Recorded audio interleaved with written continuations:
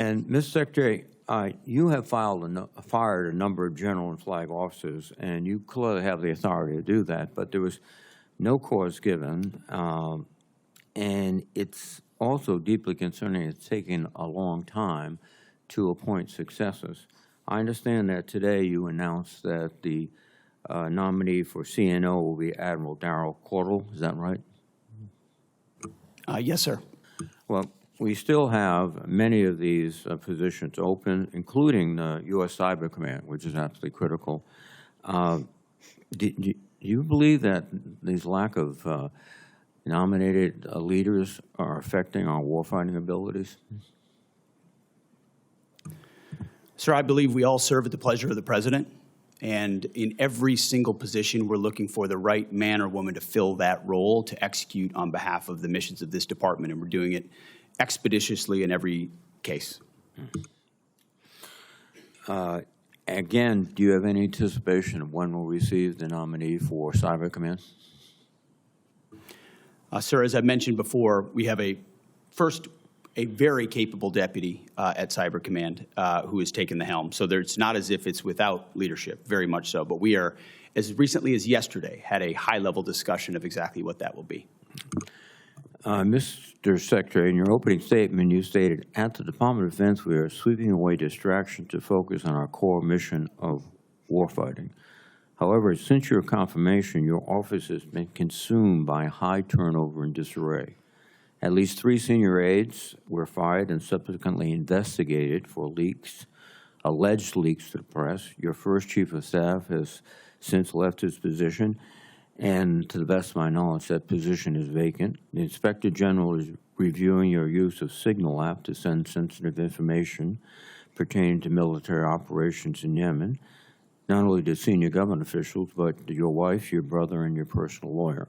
Finally, according to press reports, you have threatened a polygraph test against senior members of the military.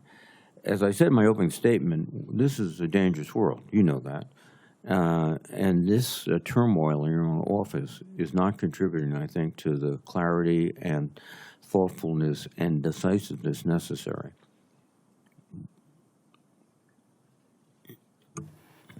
Sir, I would just say the media loves sensational headlines that are not connected at all to reality. If you look at the execution of our office and what we've done on the President's priorities, I'm very proud of what we've been able to do in 140 days. And when you move fast to reestablish deterrence and restore a warrior ethos and rebuild the military, it's going to come with some changes. But when you look at the leadership structure, both in uniform and on the civilian side of the Defense Department, it's as strong and capable as it's ever been. And I would contrast it with the chaos of the world under the previous administration. The debacle in Afghanistan, war unleashed in Ukraine, what happened on October 7th, that was a view of weakness and chaos unleashed by the Biden administration under the previous defense secretary. So if a few changes have to be made in the first portion of my term in order to get it right, I think that's pretty acceptable to establish deterrence and rebuild our military and restore the warrior ethos. Well, Mr. Secretary, you can cite those examples. History, I might have a different perspective. As I understand it, the